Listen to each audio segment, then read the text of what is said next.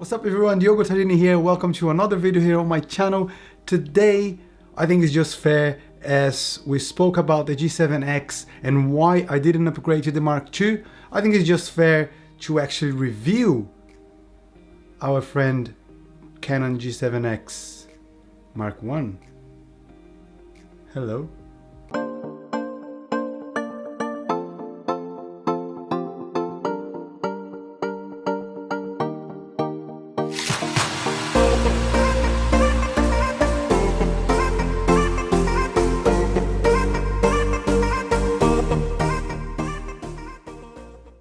As you might know already, this is a point and shoot camera, very popular amongst vloggers. And as I mentioned, I used to vlog as well myself. So I decided to take to my front yard and do a quick test. I did take some pictures, which I'm going to be showing you. Also, I filmed some stuff, very simple things. I did have a microphone, a lavalier microphone, because I'm going to just show you now before we go into more detail. This camera offers built-in microphone here. So you have the built-in microphone there, which outside isn't the best thing ever. And as you can see on the side here somewhere, you only have USB and HDMI ports. You don't have a microphone or a headphone jack. As you might expect, this is a very simple camera. There are a few things that are great. For example, I think that's the main reason that vloggers like, apart from its quality, vloggers love this tilt screen here so you can see yourself while you shoot yourself. So perfect for vlogging. This camera shoots up to 1080 60p, which is great, so you can have some slow motion there as well. Some people might think that 60 frames per second isn't really sufficient, but I think that if you are on a budget and you're already thinking about something like this for vlogging, I wouldn't go anything higher than this. Obviously you have the RX line from Sony, RX3 as far as I can remember, 4 and 5 as the latest one. It costs about £1,000, which is fairly expensive for a vlogging camera. This here, as I mentioned in the previous video that you can check up here, I mentioned that I paid £250. It was secondhand, but I did pay £250 on eBay. Now I think it's going for around 300, 350. You can probably still pick one up on eBay for cheaper than this as secondhand.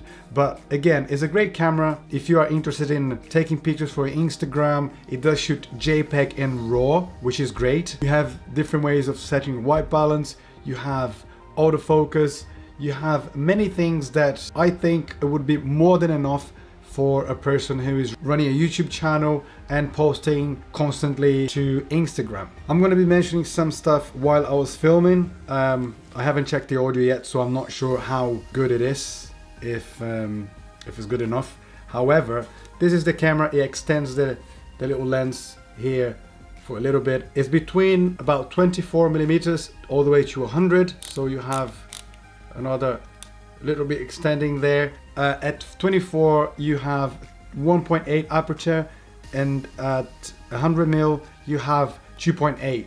If you do have this outside shooting wide open 2.8 100mm, you do get a great depth of field. I'm going to show you in the example that I shot just outside. As well as 24 you have 1.8. It's pretty decent for a camera this small, and this price point I wouldn't really expect anything more than that, even though the Sonys seem to be more advanced, but again is between 3 to 4 times more expensive. So this one was released in 2014, or at least announced in 2014, but I think it's still a great little camera. I just want to go over the body of the camera. So here you have, well, first things first, is pretty small, as you can see. Here you have the Canon logo as well as the G7X name. On the top you have your flash.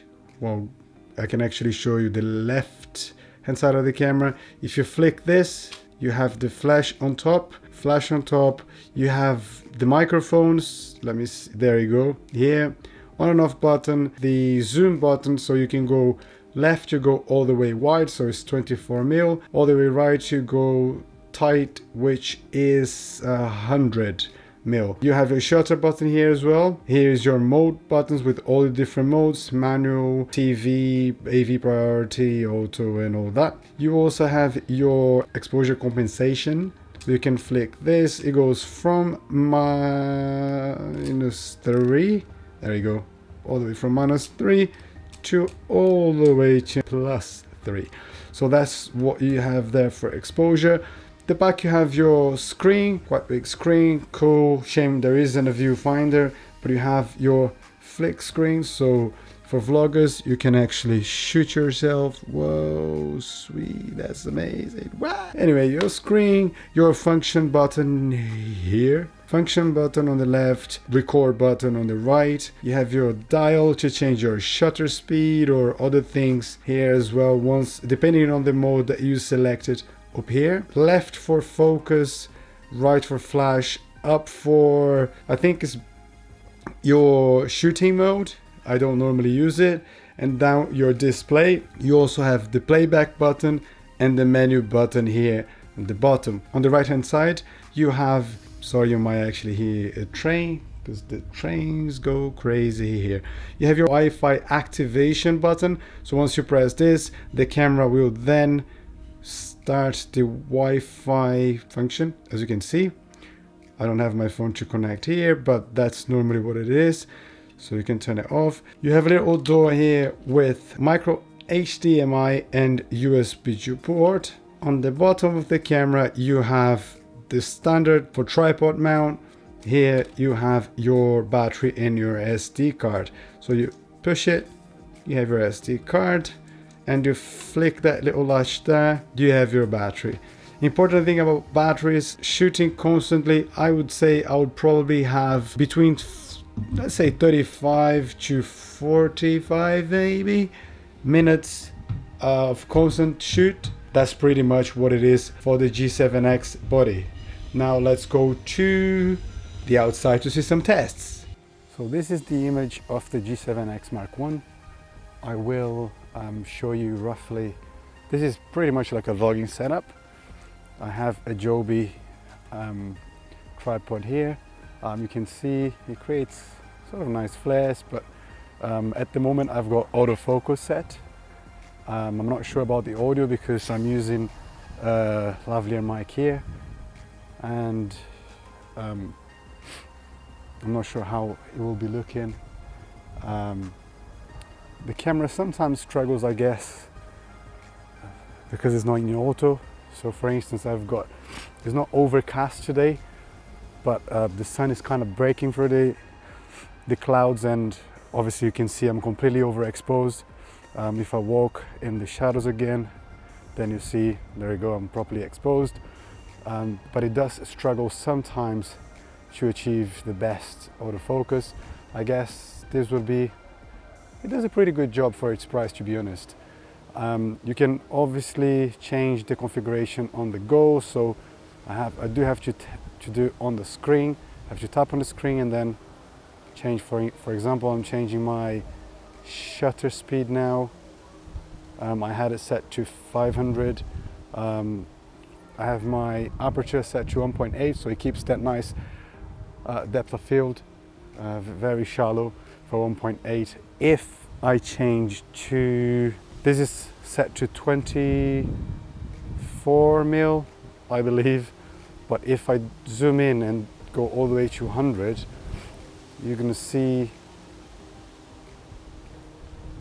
you can see it's an amazing depth of field, very shallow. It's 2.8 now. Let me lower my shutter speed. Hi, hello. So I was just having a conversation with my neighbor. So if you set your shutter speed properly, I don't have any meters here, but let's say that this is it.